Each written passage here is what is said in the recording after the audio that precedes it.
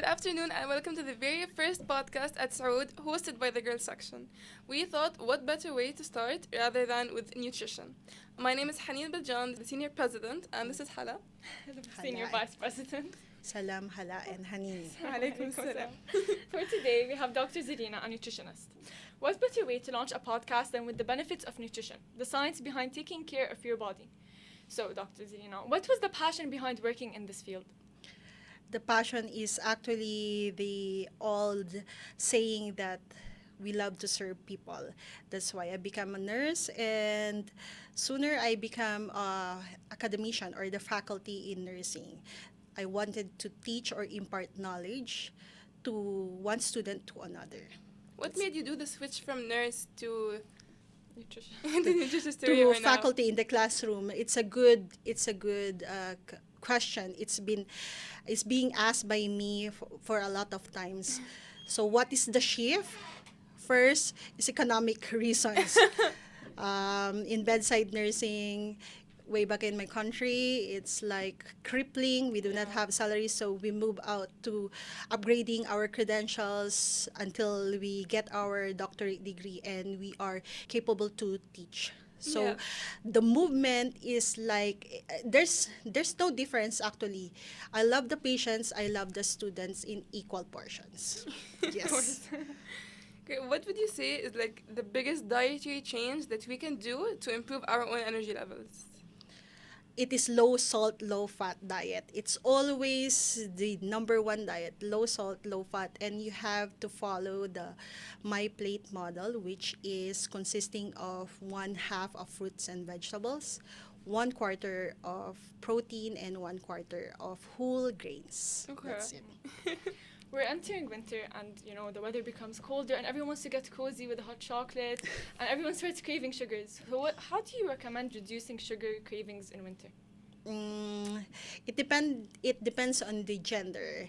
Of course, we female, we banat, we always love to munch out with sugars. Yeah. For males, I think it's a general. You have to decrease it. You have to stay away from it. For us, for females who are experiencing hormonal changes, but wanting to eat, I think eating less is better than eating more of the sugar. Or maybe if you want chocolates, you can shift to dark chocolates. So like basically just decreasing your amount and going to the healthier chocolate. Yes, if you cannot prevent it. Actually, abstain it. The right word is to abstain or totally remove yourself from eating sugars. But if you cannot, We go lessen. to healthy. Yeah. Yes, and lesser and healthy. Okay.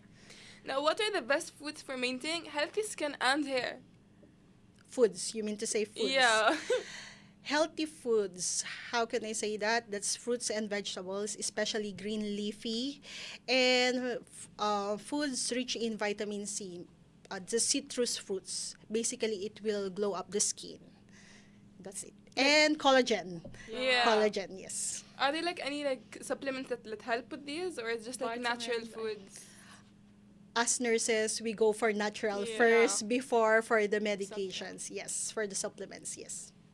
Online, many people give out their opinions and suggestions of what they think is best for nutrition. What is the biggest misconception you think is found on the internet about nutrition? Let me think about it. Yeah, of It's course. nice. Biggest misconception about food. Like, what do they get wrong about you? What do they think is the basic, and it turns out to be completely false? There's a lot of misconception, but Yeah. I would like to Specify. so I'm just going to give you what are your misconceptions, maybe from your point of view as students.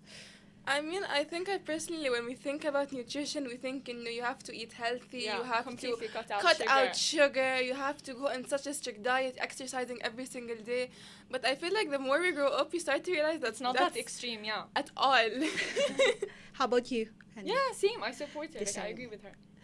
That you are going to totally remove it Yeah, from go your to the diet. extreme, yeah. Yes, it is the one of the most common misconceptions I heard, especially from you, from our side, from the healthcare side, is a different perspective. Yeah, definitely. So from your point of view, I think it's a good misconception that you will be removing it to stay healthy, quote unquote healthy. Healthy is sometimes subjective.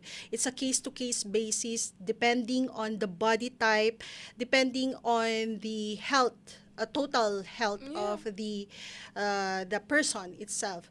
So I don't, that misconception of removing it, no. In us, like for example, for diabetes mellitus, the persons with high sugar, we do not actually tell them to remove it, to decrease it gradually until Yeah. they totally abstain it. Like Yeah. for example, again, another example is the one who are smoking cigarettes, Definitely. tobacco. Can you totally remove it at once? No way. No.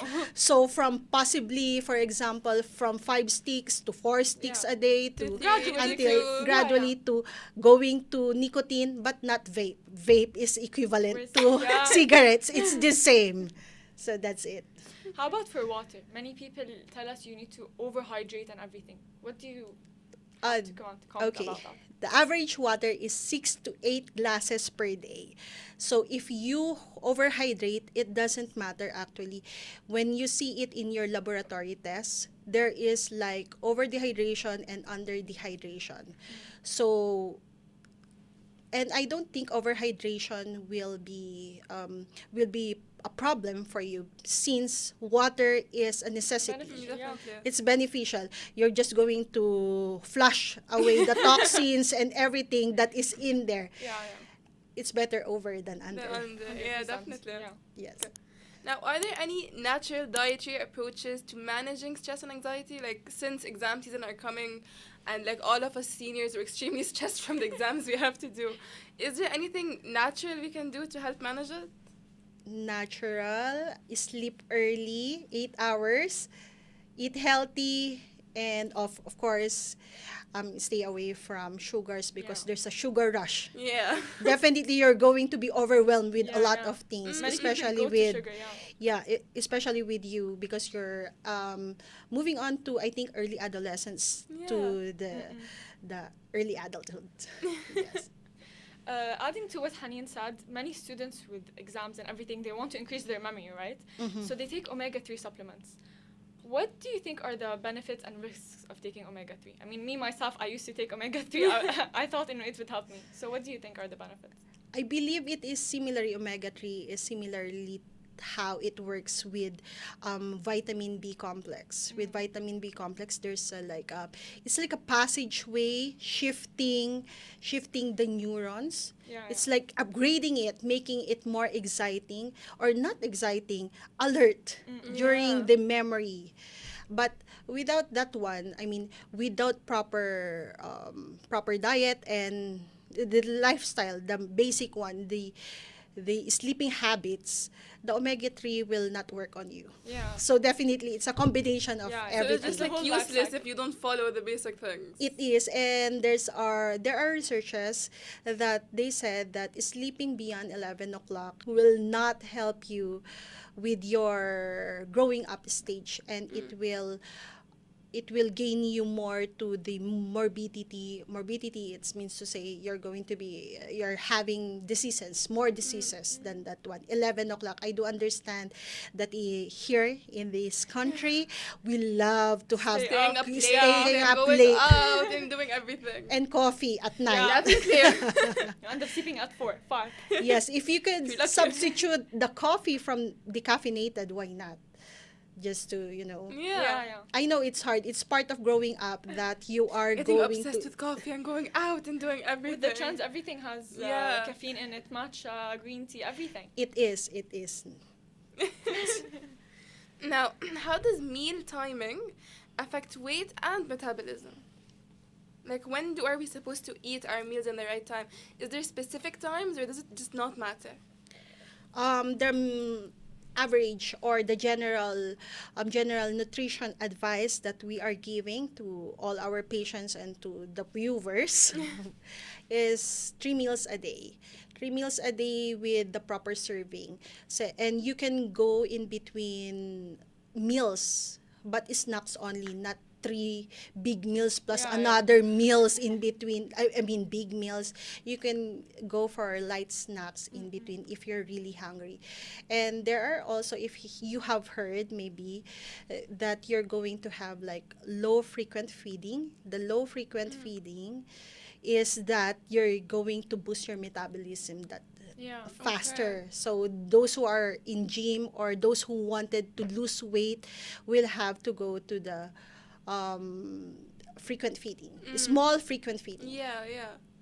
In regards to what you said, what's the best way for me to support my immune system? Because everything like my health all starts from inside. Naturally Yeah. or supplements. I mean, both. naturally. Like, what would you recommend?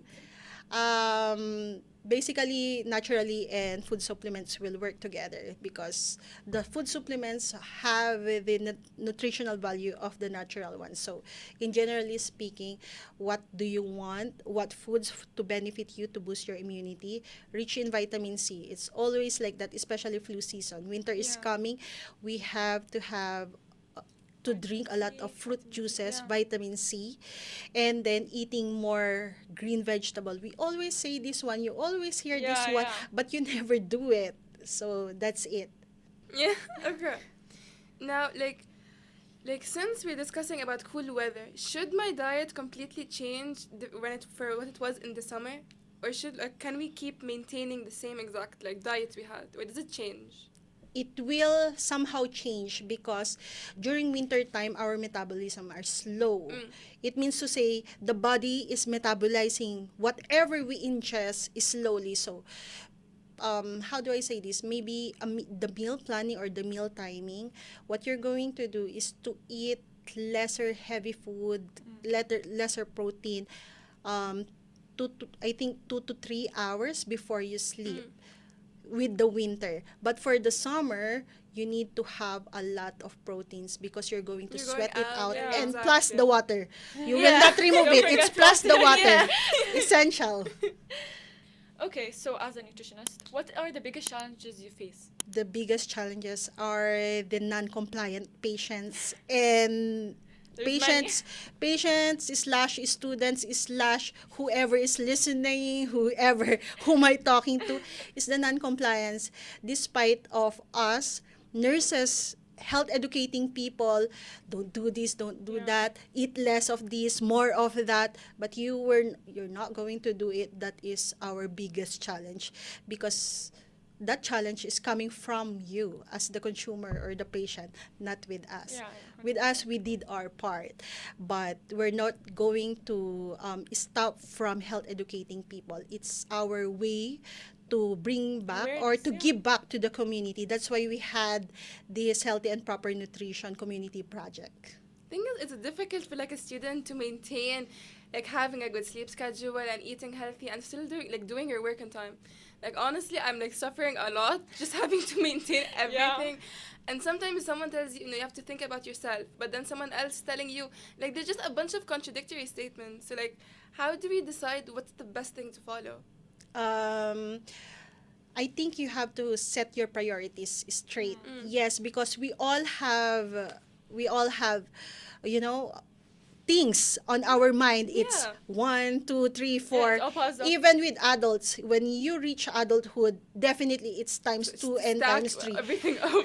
But since you're asking me about students, you set your priorities straight. So since whatever is needed for the day, you have to do it. If you have an extra time, study for that specific subject or do what you can. If you have spare time, do an exercise, maybe 30 minutes of walking. Yeah. Yeah. It's beneficial. Don't use the elevators or lifts. Take the stairs. It's beneficial. Yeah, definitely. Yes. Okay, now to go away from students, let's focus on teachers, many of which are mothers and they have children. And are you a mother? Not yet. Not yet? Not Okay. yet, inshallah. After children, it's really hard to stay fit and maintain a specific lifestyle to maintain the specific goals and stereotypes that we have for girls. So what do you think is the best lifestyle to maintain to To have overcome these these circumstances? problems. Yeah. for mothers. Yes, we have two types of mothers.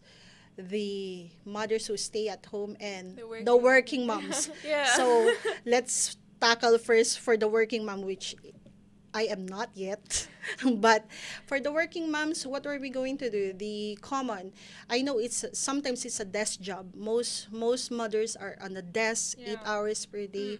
So what we're going to do is to set an alarm. We have already the gadgets to Tell remind yourself us and to everything, stand yeah. Technology is up, amazing, yeah. walk after, maybe walk in between the hours. I think that's better than nothing at all. Yeah. That's for the working moms. And then, especially when we have the weekends, we can go to the gym or simply walk in the park.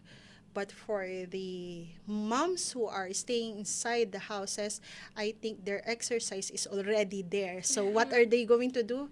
Like also with the students, set their priorities, finish all the household chores, and then when it's time for sleeping, they have to also protect themselves and then love themselves also. That's it. Like, what about the mothers who, like, have stressful work? Like, my mother, she's a KG advisor, and she's always on her feet, and she always comes back tired. She doesn't have the time enough, because she's taking care of us as well, and cooking and doing everything. She doesn't have the time to walk, like, and do this stuff. She just, like, she's doing her work, and then suddenly she's sleeping, and then the day repeats, and we just keep repeating. Like, what is advice to, like, have this healthy lifestyle keep going? For your mom, I'm not really sure if the advice is for your mom or for you. No, it's for my mom. Because she's also, like, a bit old in age. Like, she's in the older side. Because, like, I was the younger, and now I'm 17. So, like, we grew up. So, what would you recommend to her? Because she still works, and she comes back, like, stressed and everything. So, what would you recommend? The work is between from Sundays to Sundays to Thursdays. Sundays to Thursday. Yeah. So it means to say she has 2 days off. Possibly your mom can do 1 day for Herself? for family, yes, and 1 day for herself. Yeah. Love yourself. Yeah. You only live once. That's your words. So I think there's time for everything. We are given 7 days a week, 24 hours a day. Yeah. So I think despite the busyness, I'm also busy. I'm, doing a lot of things, but if you have the will, then possibly you can do it. You can Yeah. squeeze the time. Yeah. Yeah. I don't think there is such word as work, too much stress, busy mom. There are times for little things to love yourself. So Yeah. maybe you can motivate her to do some things, or maybe you can assist her And or be yeah. with her Yeah. in the gym. Come, mom. Yeah. Can we? 30 minutes Let's only. go. Plus coffee. Of course, coffee. Coffee. I think I that's a think wrap. that's it, I yeah. think that's a wrap, yeah. It's a pleasure to have you, honestly. Thank you very much. Thank Thank you. you, actually. And I hope your podcast will continue, as this is going to be helpful and beneficial to Yeah.